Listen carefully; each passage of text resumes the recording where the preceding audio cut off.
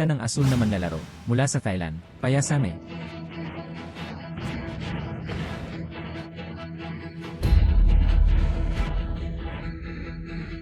Here comes the blue corner from Thailand. I give you Weijing Ang aming inalang mundo, Nigala Japan's champion. Nakarating na sa aming boxing ring. Tapos yung susunod na haharapin namin, ito ay mula sa ating China, Yang Yulong.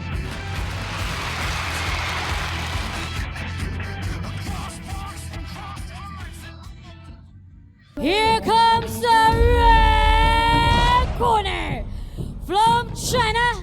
I give you Ang napaka-Chinese style na facial mask. Iyan ang aming Yang Yulong. Asul na manlalaro na Payasame. 23 taong gulang, taas 174 cm. Record ng karera, 165 laban, 125 panalo at 7 tabla. Red side player na si Yang Yulong. 23 taong gulang, taas 178 cm. 22 laban, 18 panalo, 5 KOs. Magsilbi bilang referee para sa laban na ito. Ito ay si M. na sungka mula sa Thailand.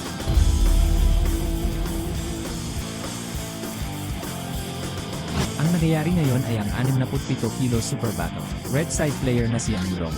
Naglalaro laban sa Thai blue player na si Payasame. Ang mga estilo ng magkabilang partido ay halatang halata kapag sila ay dumating. Hawak ang mga braso mula sa magkabilang gilid. Asul na manlalaro na Payasame. Ito ay malinaw na isang tipikal na estilo ng paglalaro ng Thai. Yang Yulong, pinanood lang namin. Bagamat medyo mataas ang paninindigan ng combination boxing, medyo parang Thai style. Ngunit ang kanyang boxing ay mayroon din ganitong uri ng libreng elemento ng pakikipaglaban dito. Kaya naman, medyo kitang-kita ang pagkakaiba sa estilo ng pag-atake ng dalawang panig sa unang round.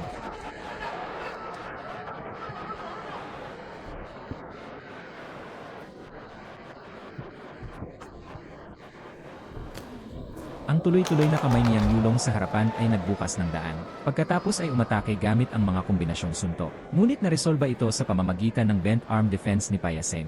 Mabuti. Isang napakabilis na middle sweep ng front leg. Isa pang mid sweep sa ikalawang middle sweep na ito. Paano kung pagkatapos mabantayan ang mga braso ni Yang Yulong? Agad siyang naglunsad ng suntok.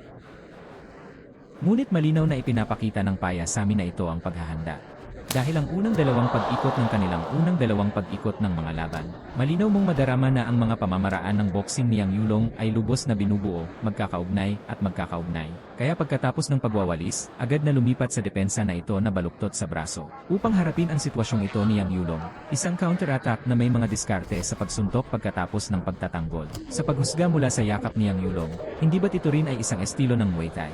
Ang yakap ay parang paninindigan ng isang manlalaban ng Muay Thai. Bukod dito, ang magkabilang panig ay may magkatulad na ritmo sa kanilang mga paggalaw.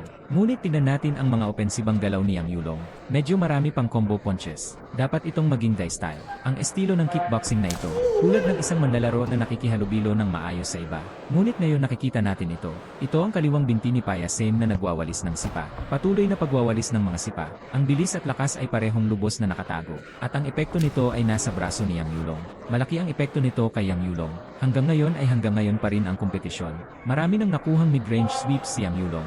Hindi bababa sa 7 o 8 sipa sa pagwawalis. Sige, Yang Yulong. Isang mataas na pagwawalis ang hindi nakuha. Ginamit ni Yang Yulong ang hakbang na ito upang gumalaw ng dahan-dahan. Unti-unti nang bumabalik ang paggalaw. Ilang mga pagkukunwari, pag-angat ng tuhod na pagkukunwari. Pagkatapos ay nahuli niya ang tuwid na suntok mula sa dalawang kamay. Ito ang offensive style ni Payasame. Parang medyo monotonous. Ngunit ang kalidad ng pagkilos ay napakataas. Sa kabilang banda, ito Yang Yulong. Ang mga pagpipilian sa pag-atake ay magkakaiba. Kung ito man ay ang paggalaw ng mga yapak at mga kunwari, at ang kombinasyon ng mga suntok at sipa. Napakayaman ng kombinasyon na ito. Sa ngayon, si Yang Yulong sa court ay pinipilit ng mas malakas. Nasa sentro pa rin siya ng venue. Pagkatapos ng unang laro, nakikita natin ang Payasame na ito. Malinaw pa rin na naglalaro sa estilo ng Thai. Ang mga paggalaw ay medyo simple. Bihira lang siyang makita na naghahagis ng mga suntok. Ang pamamaraan ng binti ay gumagamit ng isang kaliwang binti. Mabilis at mataas na kalidad na gitnang pagwawalis. Patuloy niyang hinahampas ang braso ni Yang Yulong. Ginagamit ni Yang Yulong ang ganitong uri ng pag-atake sa kabaliktaran. Napakayaman. At ang paggalaw ng footwork. Kasama na ang kombinasyon na ito ng teknik ng suntok, ang leg relay. Kapag nakita natin si Yang Yulong na lumitaw, Kakaiba rin ang outfit na ito. Isa siya sa mga dakilang general ng martial theater ni Shu Han. Ginampanan niya ang papel na ginagampanan ni Huang Zhong. Alam namin na si Huang Zhong niyan ay halos 60 taong gulang. Lakas pa rin ang loob na harapin ang 10,000 kalalakihan. Sa panahon ng kampanya ni Liu Bei laban kay Wu, kapag naghihiganti kay Guan Yu, hindi pinansin ni Huang Zhong ang kanyang edad. Mangyaring italaga siya bilang vanguard. Ngayon, ang aming Yang Yulong ay isang batang Huang Zhong. Sa batang Huang Zhong, pagkatapos ng pag-akyat, matapos magsimula ang ikalawang pag-ikot, binuksan ni Yang Yulong ang daan sa magkakasunod na tuwid na suntok mula sa magkabilang panig. Pagkatapos ay nakita namin si Yang Yulong, kapag umaatake gamit ang mga pamamaraan ng kamao.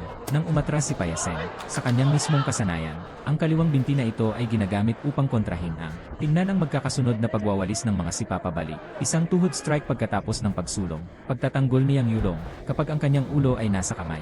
Bigyang pansin ang pagprotekta sa iyong tiyan. Huwag kang magpaloko dito. Nahulog ang tuhod ni Payasen. Sa pagkakataong ito, nagdusa si Yang Yulong. Ito ay Payasen, isang napakataas na kalidad na welga. Ngunit sa ngayon, napakatapang pa rin, at ang dalas ng pag-atake, hindi naapektuhan sa lahat. Nalaman namin na si Yang Yulong ay isang napakatalino na manlalaro. Ginagamit nila ang kanilang sariling mga paa at pagkukunwari upang makipag-ugnay.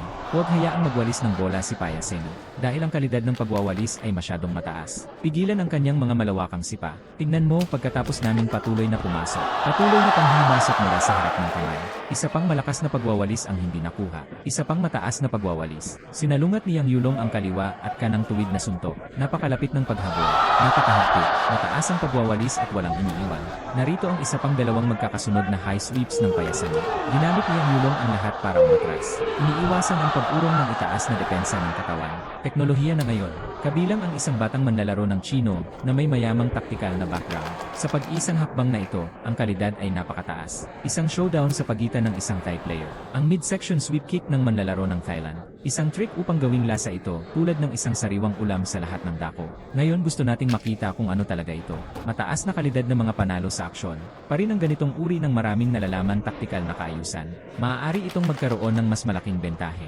Tingnan natin ang ating Yang Yulong. Para sa kalaban na ito, tulad ng isang mataas na kalidad na mid-sweep, mayroon bang anumang mga taktikal na pagsasaayos? Mas maganda dahil sa pamamaraan. Nakikita natin ito sa bawat oras. Matapos ang pagwawalis ng sipa ni Payasen, mabilis na nag-react si Yang Yulong. Ang lahat ng ito ay dapat isakatuparan.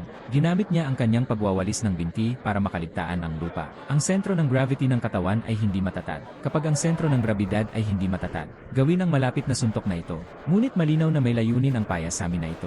Pagkatapos ng pag-atake, ang ulo ay hinila pabalik. Iwasan ang paghampas sa akin ng iyong mga suntok. Kung hindi, ibayo ko nila ang kanilang mga armas para ipagtanggol. Tingnan, pagkatapos ng pagwawalis at pagsipa, umatras at magpatuloy.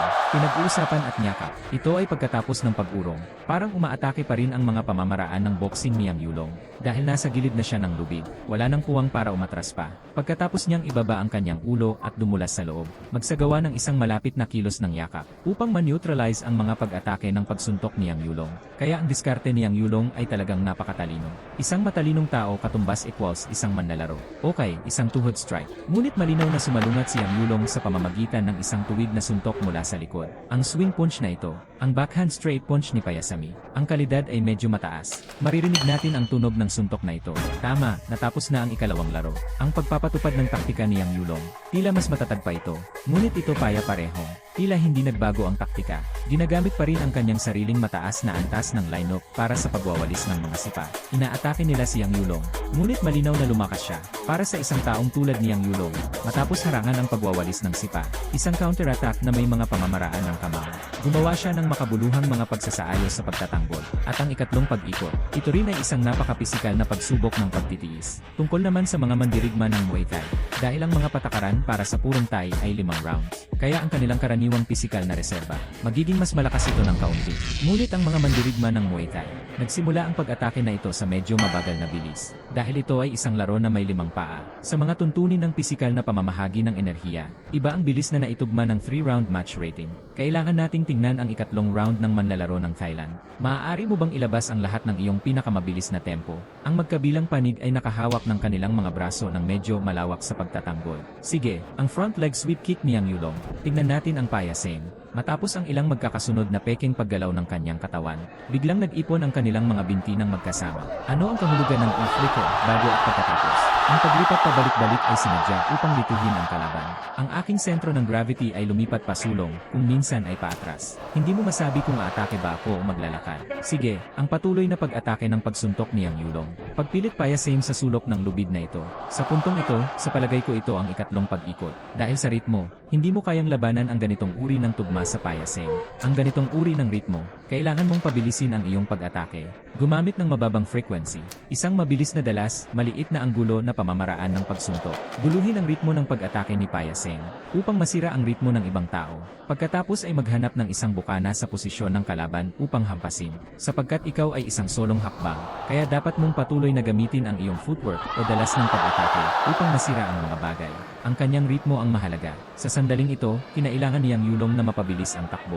Tingnan mo, malinaw na 3 o 4 na magkakasunod na pagwawalis si Payasem sa isang hilera. Makikita mo ang mga kamay ng kaliwa at kanang kamay niyang Yulong. Mga armas, napula na siya at lila dahil sa patuloy na pagwawalis ng mga sipa ni Payasem. Marahil ay tungkol ito sa kanyang hinaharap na pagtatanggol. Ang pag-aalaga sa likod ng braso ay maaaring magkaroon ng kaunting epekto. Sa puntong ito, dapat bigyang pansin niyang Yulong. Dahil pagkatapos ng magkakasunod na mga bisig, ay kumuha ng mabibigat na suntok mula sa mga malawakang sipa. Manhid at manhid ito, at hindi mo ito mayangat. Sa puntong ito, ang butas sa iyong ulo ay mahuhulog. Bukod pa rito, pagkatapos ng laro, ang kanyang braso ay kapansin-pansin na masakit. Ito ay lubos na kahanga-hanga at lubos na halata. Dahil ang korte ay medyo tensyon, ang diwa na ito ay lubos na kapanapanabik. Bukod dito, ang sirkulasyon ng dugo ay medyo mabilis, kaya hindi ka masyadong nasasaktan. Sa sandaling ito, mas malapit pa rin siyang Yulong. Pagsugpo sa Payasem na ito, ngunit kailangan mong magkaroon nito. Kailangan mong sumali sa epektibong paggalaw. Sige, 44 segundo ang natitira. Very active pa rin siyang Yulong sa kanyang paglalaro. Sa puntong ito, tignan natin, mula sa una hanggang sa pangatlong laro. Bagamat marami ang mga pamamaraan ng kamao niyang Yulong sa pag-atake, marami ring mga kombinasyon, ngunit positibo pa rin ang anggulo. Ang ganitong uri ng kaliwa kanang tuwid na pag-atake ng suntok. Ang mga suntok na tuwid na linya ay may mas maraming pagkakasala. Ito ay para sa mga magaling. Sa mga tuntunin ng simpleng arm baluktot na pagtatanggol at ito Thai style kamao pagtatanggol pamamaraan. Hindi ito kapaki-pakinabang, kaya kailangan mong magland ng higit pang mga anggulo hooks. Pamamaraan ng arse fist. Ang ganitong uri ng suntok ay mas epektibo palaban sa mga manlalaro ng Thailand. Kapag tumingin ka sa loob, matapos magsara ang atleta ng Thailand, agad na samantalahin ang tamang sandali upang makapasok sa malapitang yakap na ito. Walang puwang para sa iyo na suntukin. Sa ganoong paraan, naiintindihan mo talaga ang mga patakaran, di ba? Titigilan ito nito. Natapos ang ikatlong laro, nakita namin na ang mga taktika niyang Yulong sa tatlong laro ay napakahalata. Dahil hindi ko kayang mapaglaban siya. Tignan natin ang dalawang manlalaro sa court. 2 beses pa silang nagyakap sa isa't isa. Napaka-friendly. Ginagalang ng mga bayani ang mga bayani. Sa ikatlong pag-ikot, malinaw na nais niyang Yulong na gamitin ang kanyang mga suntok upang pilitin ang kanyang kalaban.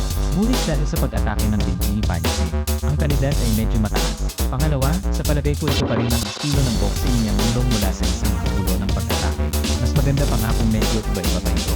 Magtapo ng higit pang mga count o isang bahagyang pataas na count. Ang cross-point attack na ito, baka mas maganda pa ito. Nangangailangan ito ng mas maraming pisikal na epekto. Sa kasong iyon, babaguhin ito ang focus ng depensa ng kalaban. Pagtatanggol mula ulo hanggang tiyan, walang katiyakan, nakakaramdam ito ng napakalaki. Susunod, ipapahayag ko ang pangwakas na resulta ng kompetisyon. Nanalo ang Referino isa The winner is Blue Corner! Nanalo ang Referino 2-2 Congratulations, these two Wichit Chiasso! Nagkakaisa ang lahat ng hukom. Nanalo ang asul na panig sa laban na ito.